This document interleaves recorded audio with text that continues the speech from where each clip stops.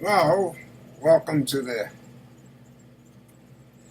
Hank WEENA Band podcast for 2021.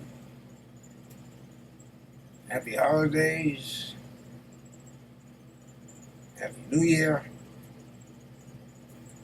from the heart to you. Anyways, the podcast has to do with, I jotted down these ideas over the last couple of weeks, and I wanted to share them to improve your health. No, I'm not a health nut. You read these things, on the internet. 5 best foods to eat if you can't control yourself at the restaurant or something like that. Don't eat this. But then you got to watch the video, and and then Dr. Smith comes in and goes, I found the cure. Just eat peanuts, nothing else. You're good. Be amazed at how great you feel. Send in your check, money order. Running a special. We got, instead of 2 for $5, we got 3 for $5. Or was that 1 for $5? What is it? How why don't we get down to business? Here we go. Oh, wait a minute. I wanted to give a little something there. Since the Hank WEENA Band.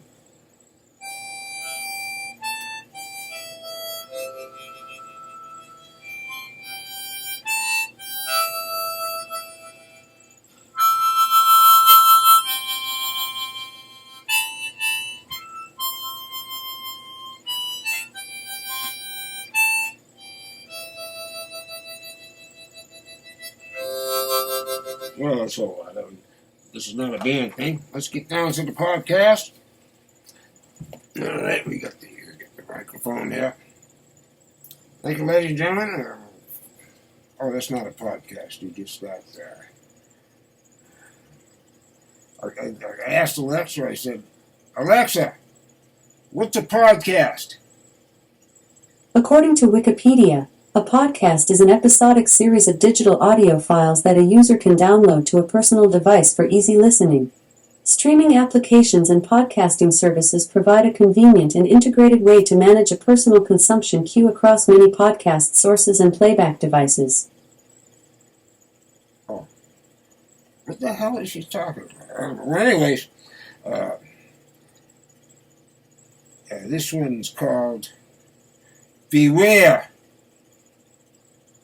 of the foods you eat at restaurants and in your home. And I got a whole list of my experiences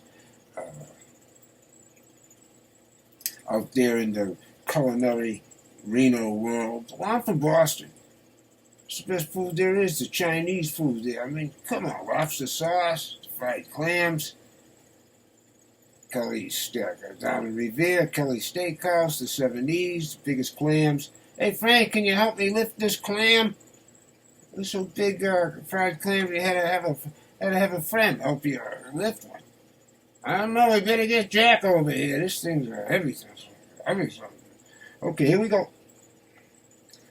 The first thing that comes, I got about 67. It's going to take a while. Wendy's fast food. I mean, go back to that. Would they get a finger in the food? Gave a whole new meaning to finger food. Then Jack in the Box. You can check this on YouTube, 1992. You go into Jack, and you can see I'm not for the fast food places. All those get rich quick, poison the people food.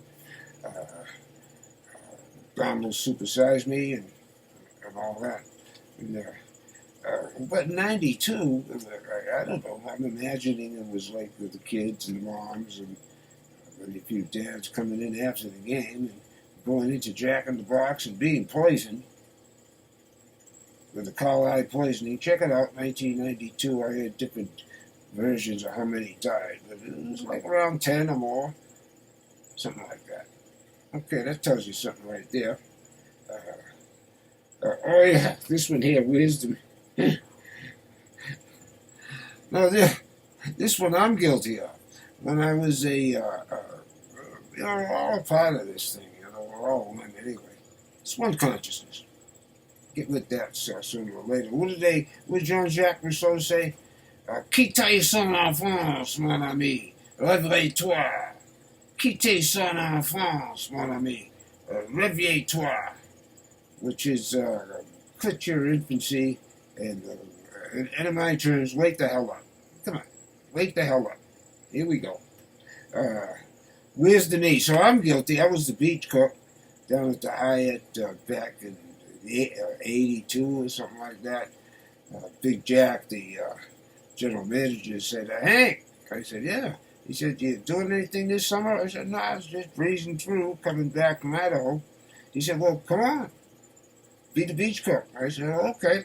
And Jack and I were friends. He'd always give me something good. So I'm out there on the beach, or you can let your imaginations run away with that. And then it was such a big rush. They loved my burgers down there. I had a special recipe that I said I was going to have patented. Trying to get my recipe. It has 4. Well, I might as well just tell you. On the outdoor grill, put salt and pepper, paprika, and thyme. Try it. Salt, pepper, paprika, and thyme. I don't know how good it is for you. It might make you grow a third ear. I don't know. Well, anyways, I'm out there. I'm getting back to it. I'm out there fast. I cover the grill with burgers. They hit me like 50 people at once. So I served this guy a burger. Nice guy. I served a burger. That commercial. He lifted up the top of the bun, and he says, Hank, there's no meat in here. I said, oh, I'm sorry. I gave him a double burger and then bought it myself. But anyways, that's one I'm guilty. I've got to fess up to, this wasn't a mic, it was a flashlight. Oh, let me see if it still works. I thought it was the mic. No? All right. Well, anyways, okay, I'm jumping around. Oh, so I go to Arby's. Right for this, I go to Arby's. And they say, I get this, you see on the TV commercials, hey, get that forklift over here to lift all that meat on the bun. And then when I went in there, it was like a little ice cream scoop for a kid. They put that in there, Arby's. And then I go to make the sandwiches, to hug the sandwich, you get the sandwich ready to take off into inner space. And it wasn't bread, it was a liquid bread. I mean, I just, I'm not going to comment on it. I'm just going to try to be like, since this is something like a podcast, I'm going to try to stick to the facts. Although, if I put an opinion now and then, you can say it's the exception that proves the rule.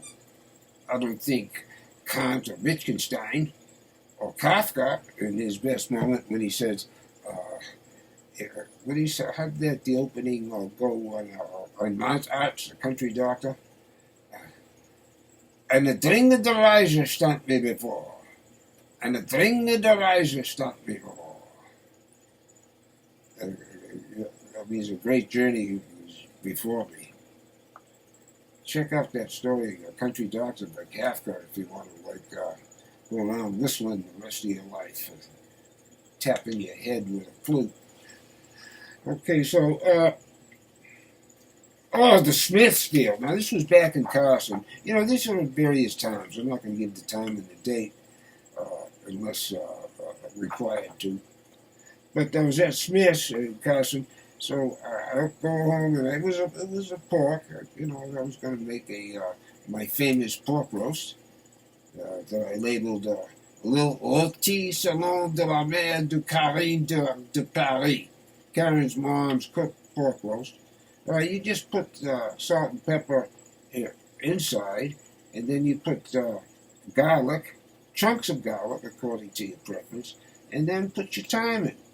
THYME, the spice. Put it in there, rub it around with a little, I use butter. Corrine said you can use margarine if you want. You can add, I used to add un peu de vin, or, toutes les choses sont possibles. So anyways, the pork, I opened it up. Oh, let me show you the reaction I had at that time. I'll show you the reaction.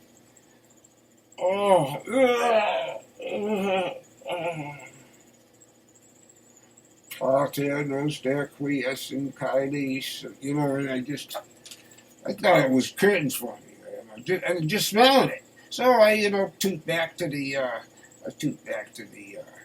Smiths, another little rabbit, and then I go up there and I show the manager, and I said, just smell it, and she goes, Pater noster quies in caelis, ingredia tuam in secot. Okay, getting this so far? Okay, good. So, Smith, so she said, well, give me a new package. That was so nice of him. Gave me a whole new package of meat. Okay, what's here now? Muskrat. Oh, yeah, I was up in, this is kind of funny, when I was teaching up in Alaska, there was another teacher that came down from Chivak, Alaska, and I said, he played the violin, he played a nice, he played Vivaldi's Winter.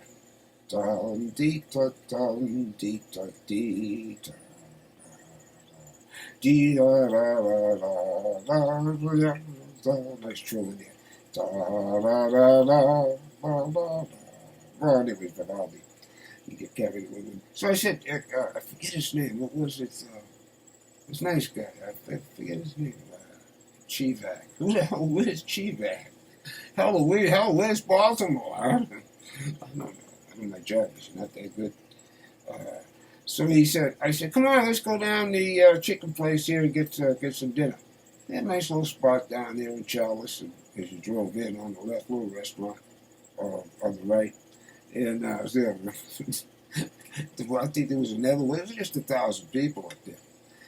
Not far from there is where Zane Grey, 50 miles out of Chalice, Zane Grey wrote Thunder Mountain up there. His novel, in a little cabin on the Ram's Horn Ranch. I took one drive up there. I got that on film, a little slow, falling on the cabin. Zane Grey, come on. And so she said, no, I'm going to go out hunting muskrat. I said, you're going to hunt muskrat? Instead of going down to the chicken, getting nice chicken dinner? She said, no, I got to go get the muskrat. I don't even know what a muskrat was. Hell, I'm from Boston. What do we know? All we know is revolution, the Declaration of Independence. Well, when they all got together. The Continental Congress days and Federalist Papers and John Payne and Patrick Henry. Give me liberty or give me death in the Atlantic spray that sprayed them, that sprayed the pilgrims as they arrived, sprayed upon me in Winthrop, named after Governor. Well, it goes on. I mean, you get into New England history. You go down to Salem and you catch the witch trials on there. Come on, dear, we got the witch hanging tonight. Oh, geez, I gotta make beans. I gotta go beans. I'll catch it on the next one next week. Okay. Well, anyways, I hope you're following all this podcast thing. This is my style of a podcast. I don't know what a podcast is, so we'll just, okay. Oh, the Biltmore. Oh, my God. This one is. So the Biltmore up in North Shore, Tahoe, up there by Brockway, I was, after I got through, I was working all those, sub-teaching and all that, and working those hotels. I got a cook job, right? I like cooking. I was a prep cook at the Hyatt, And so, I'm not bragging, but I'm just bragging, So I got first day on the job. I'm behind there in the rush hour, and the head chef is going there. He's more like a cook, and he's not a chef. And so he's flipping the burgers. Yep, I got the. Okay, I get those 10. But then he flips one up there. This thing rolls around like something with one of those pea whirlies. And, when they used to fall from the trees, those little peas, the helicopter things, I forget what they call them. And so, the mats are so filthy, greasy, haven't been cleaned since Kit Carson left town. But, and the burger falls on that. I don't know if he stepped on it or what, but I said, hey, he takes it, picks it up, and puts it back in the bun. Passes along. Something to think about when you're out in the restaurants. However, when I was back east, when I was a kid, they told me, they used in restaurants, there was a thing like sawdust on the floor at Durgan Park. They used to keep a pickle barrel. So one of the I shouldn't say pissed off, but one of the pissed off workers, for some reason, pissed in the pickle barrel. So, the point being, I'm not trying to say that as a shock thing, but I'm trying to say that as a shock thing, but the thing was, what moves are these people in, and what are they going to do for revenge? People that work in the restaurants. I'm not trying to downplay them. I worked in I was a restaurant and culinary bartender. But, you get people in bad moods and they do bad things, and that could happen anywhere. There's something to think about when you're out dining. I'm not trying to influence you here. So, held up the nose. Okay, got that. Oh, Boomtown's Red Lobsters. All you can eat. So you go down to Boomtown. You gotta walk 3/4 of a mile from the parking lot to the freaking restaurant. You better be, I was waiting for the shuttle. There's no shuttle there. The shuttle is your shuffle. So anyways, go in and I'm saying, wow, all the lobster I can eat. I was on a lobster boat in Prince Edward Island. We pulled them right up and ate them right there on the spot. They're still wiggling, grabbing your lobsters would be grabbing your finger and you're trying to open up these New Englanders, craggy New Englanders. Well, anyways, they were tiny crayfish. What are you kidding me?